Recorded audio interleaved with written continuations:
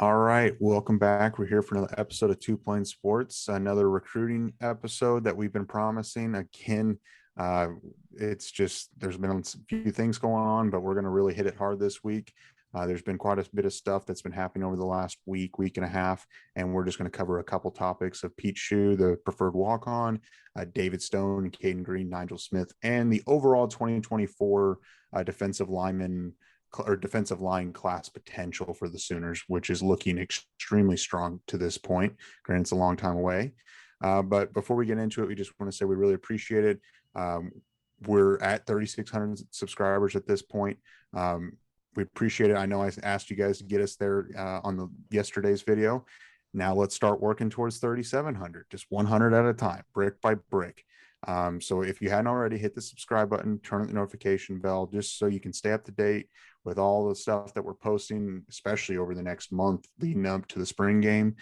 Follow us on Twitter, Instagram, like us on Facebook, follow us on Apple Podcast and Spotify for whenever you're on the go, working out, at work, whatever. And if you don't want to look at us, I don't blame you if you don't. But before we get into it, again, if you hadn't already seen yesterday's video, we talked about Jaron Kanak and kind of the in-depth discussion on him, which I feel like is the most, one of the most highly anticipated recruits in the 2022 class. You haven't already, go check that video out. Jose will try to link it here somewhere on the video where you guys can click it, and then go watch that and then come back to this one. But a part of that, we announced that we're going to do a giveaway. So we're going to give away four pairs of four pairs of two tickets. Jeez, I don't know why I'm struggling, but four pairs of two tickets to the spring game. And we're going to give away a pair each week. The first 3 weeks we're going to give away are just general admission tickets. And then the final giveaway will be in the Santee Club Lounge. And we're just going to pick based off of a few different criteria, whether you're new or been returning, we're going to give it away to both. We want to give the people that have been coming back and seeing us, and also we want to welcome in anyone new that's coming around.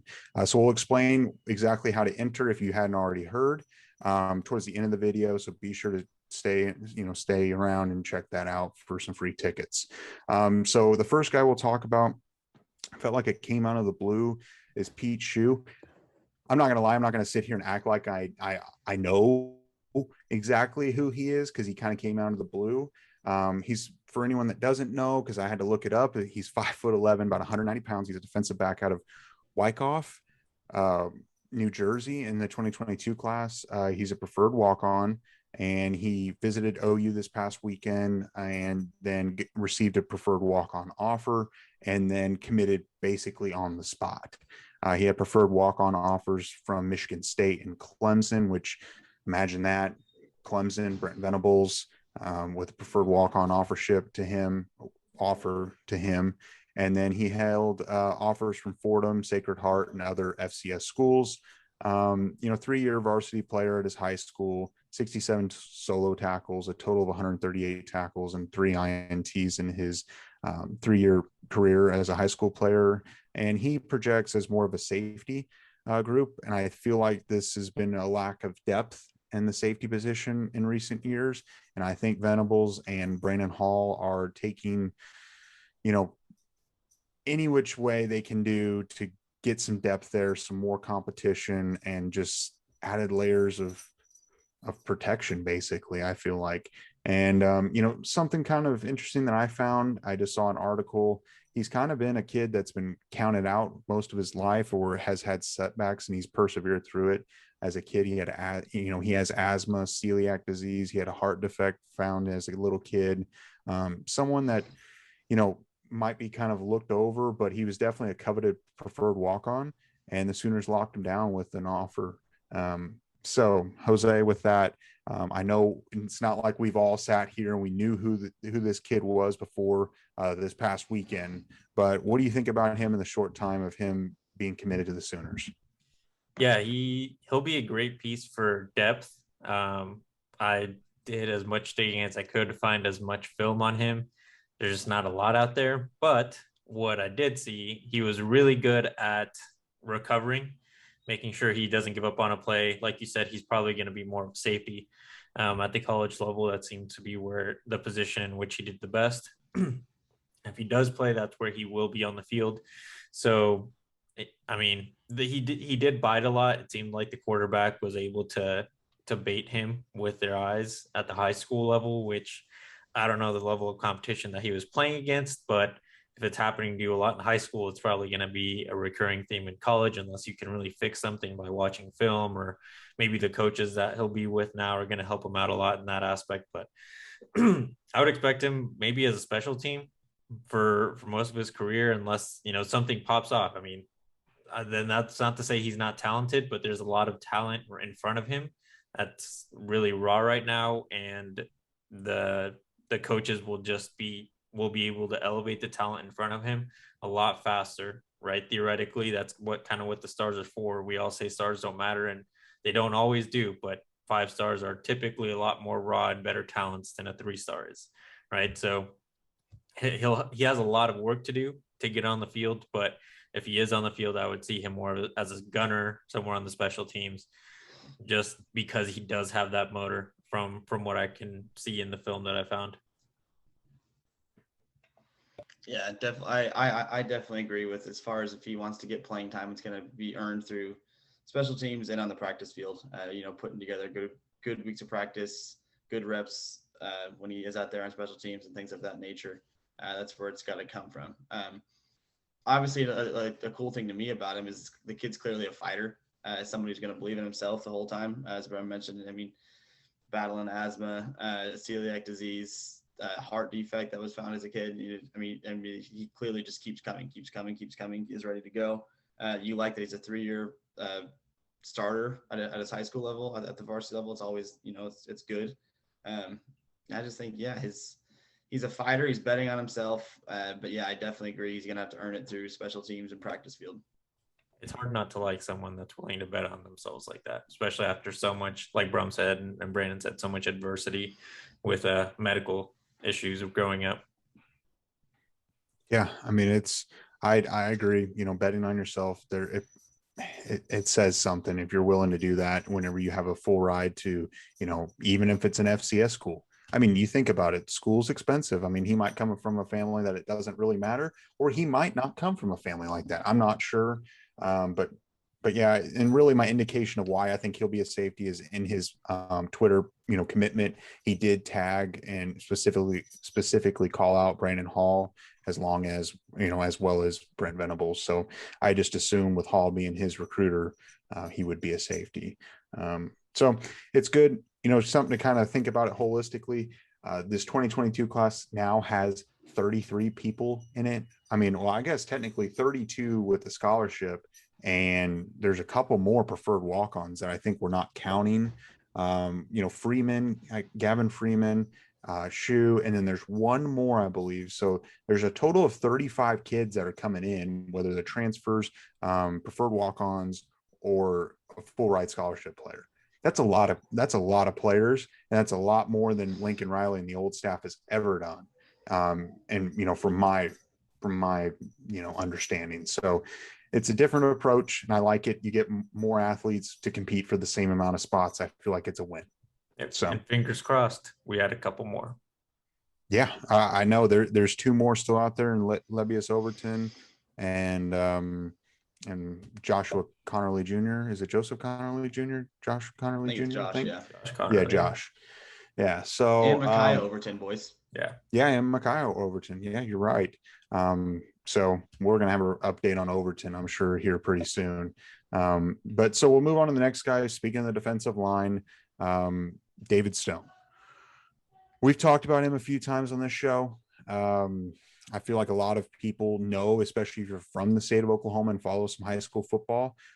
Stone is 6'4", 255 pounds. He's a D lineman out of the IMG Academy in Bradenton, Florida. He just went to the IMG Academy this spring, excuse me. He's originally from Del City, Oklahoma. He was going to project as one of the highest rated kids, out of the state of Oklahoma at the high school level. But he obviously went to the IMG Academy, which I can't blame him, because the development there is through the roof, and it's just a football powerhouse. And so he's a 2024 5-star, number 21 overall, and number 3 defensive lineman in the class. He came home this week for spring break. So I think he came home Friday or Saturday of the previous week of last weekend. He made a quick visit with the Sooners with Todd Bates. He posted a photo on Twitter. And a little nugget on that, he was supposed to visit Alabama this past weekend. But lo and behold, he showed up in Norman. And his original scheduled visit is for this upcoming weekend, which is the, what is it, the 19th or something like that. He's supposed to be there this weekend, which he is intending to visit. So the fact that he has been vocally supportive of the Sooners, he's been tweeting about how much he likes the Sooners and posting pictures, surprise visit, not going to Alabama. He's going to visit this weekend again. I feel like the Sooners are in a terrific position, being that he's from Oklahoma. He's visiting Oklahoma multiple times. He's canceling on Alabama.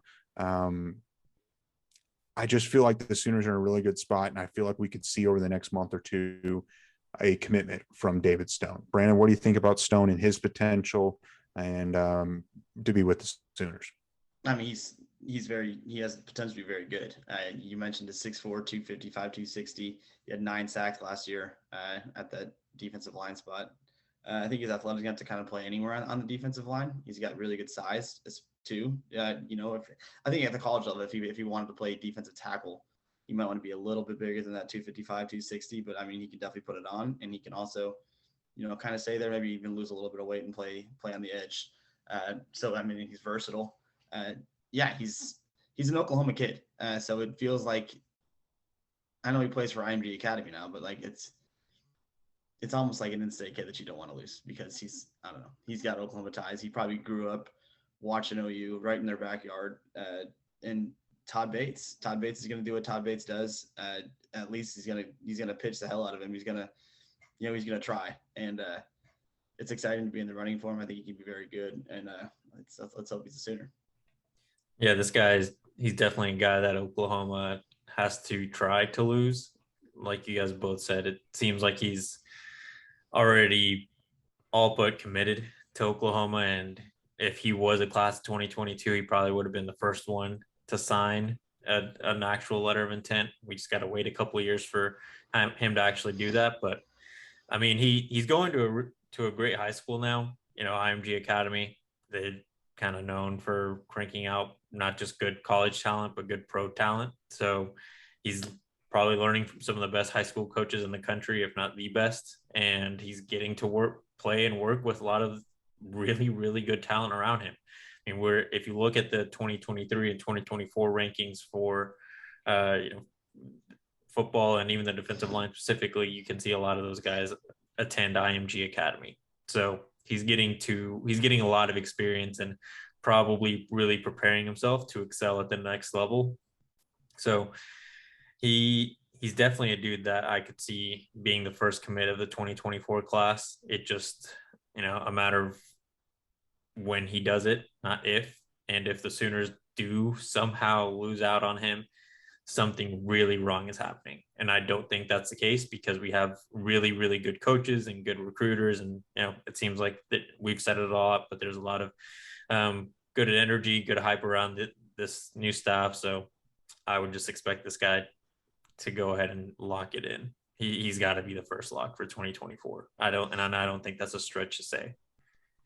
No, I agree. I mean, considering he's in Florida, but he's really from the state of Oklahoma, I think this also has bigger implications of if he does commit even in the next 3 months or 6 months or whatever, this has bigger implications as far as the Sooners tapping into the IMG Academy as a pipeline for not only him, but for 2023 and 2024 recruits and beyond.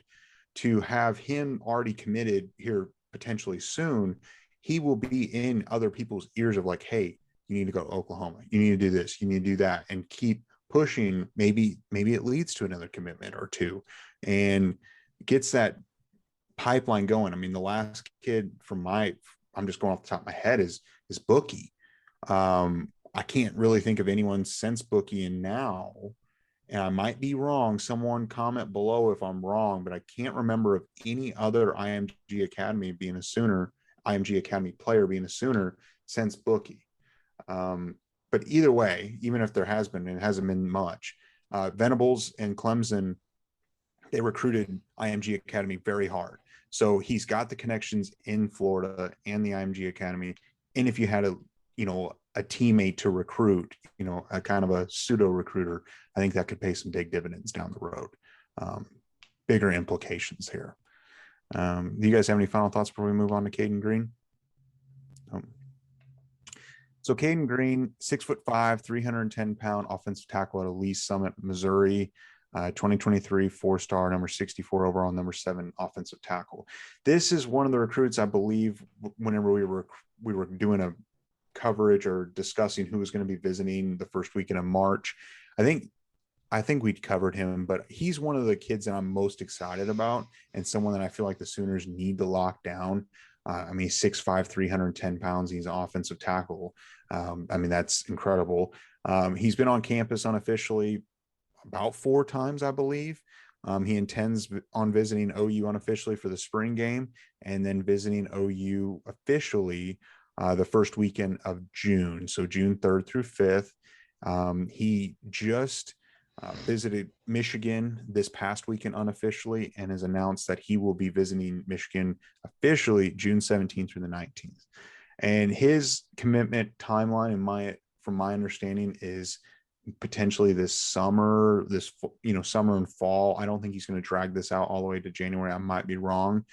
But one thing I kind of found interesting is that OU is only allowing official visitors one weekend in June. And this is something that has been a trend now. Official visitors are only able to come certain weekends to visit Oklahoma under Brent Venables.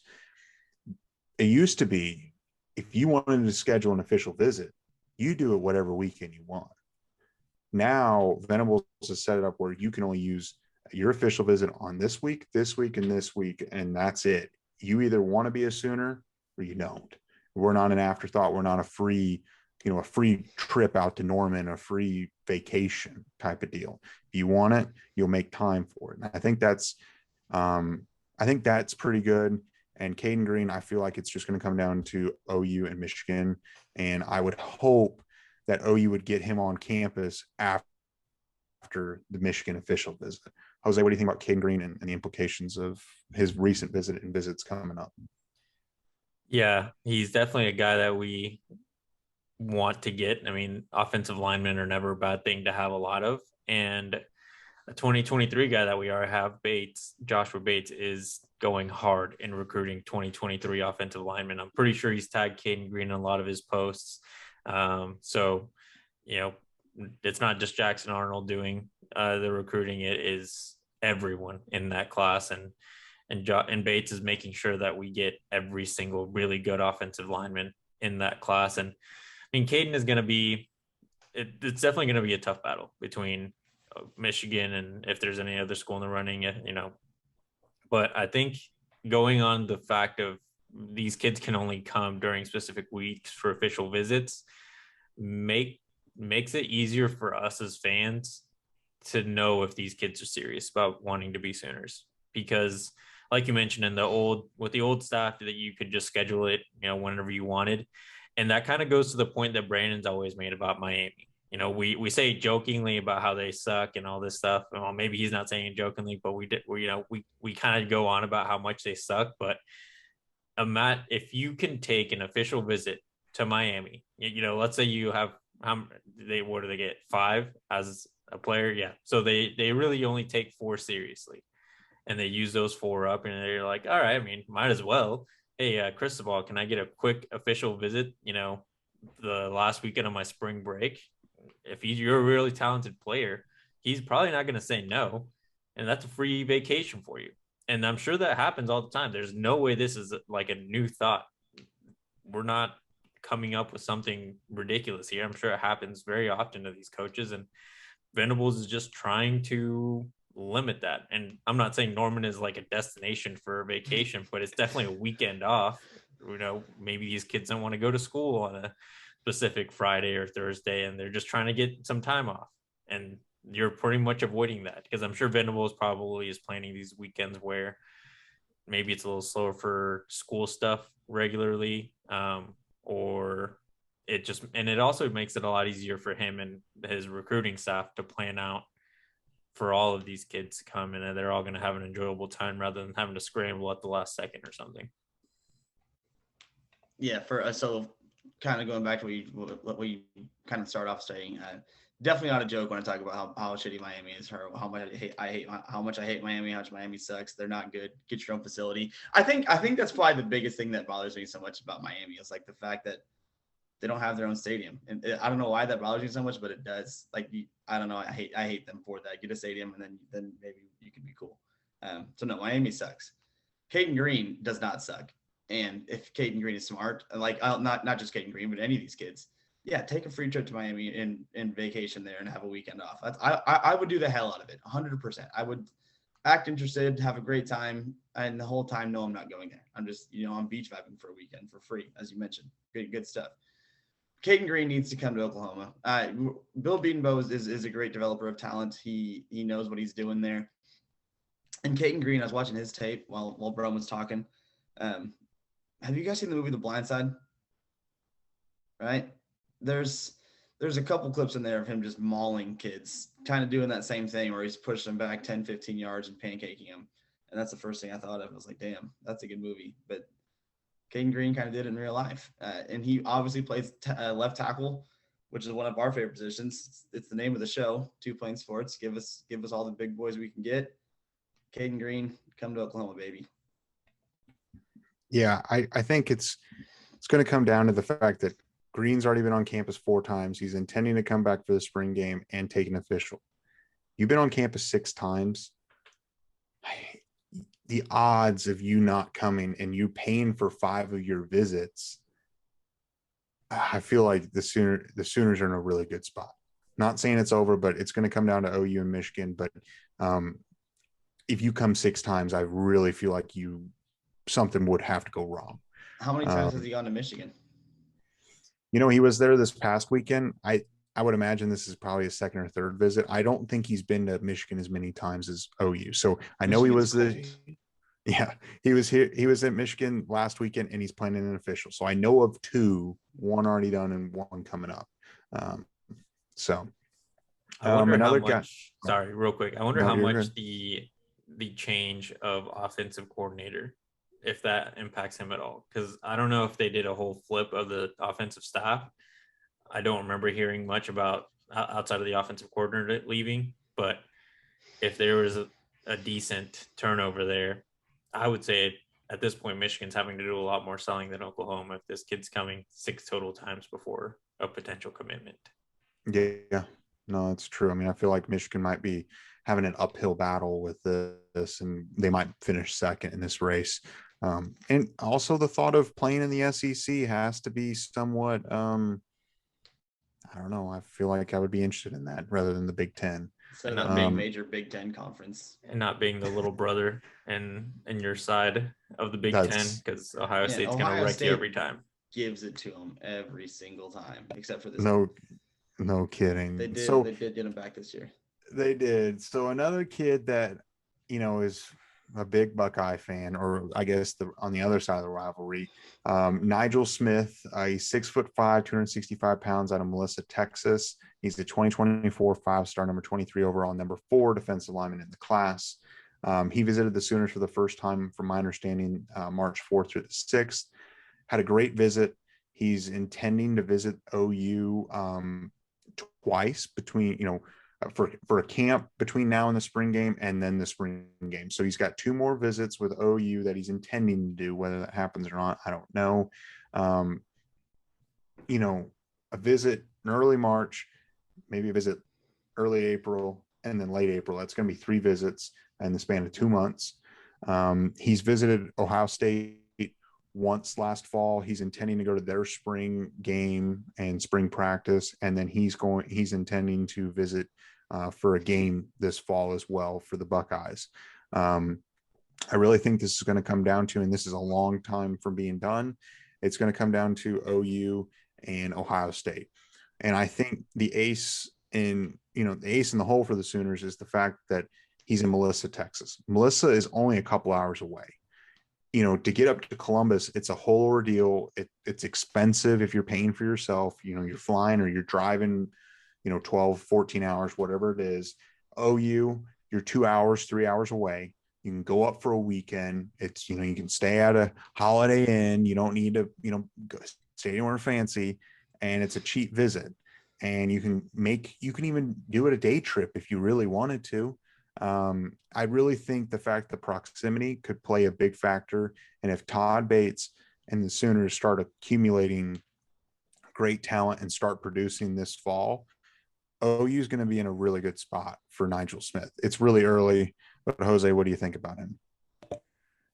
Yeah, I think the important part that you said at the end there, it's just very early to really know, but we've seen this battle between Oklahoma and Ohio State before in recruiting, not on the field, because right now in recent history it's even. But recruiting wise, last year they kind of killed us. They took Kenyatta Jackson, who at one point seemed like he was going to be at Oklahoma, then committed to the Buckeyes. They'd have Omari Abor, who at one point seemed like he was a slightly leaned Oklahoma and is now a Buckeye. And I think there's one other guy, if I remember correctly, but there's a kid named Ryan Watts. He's a cornerback trending towards the Sooners and then flipped to Ohio State like out of nowhere because Ohio State offered him. He was going to be a Sooner. He was a silent commit. And then he got an Ohio State offer and then gone. Yeah. So right now we're not too hot on the recruiting battles versus Ohio State. But for the defensive line, I think now it's a lot more even in regards to the coaching that these guys are going to get.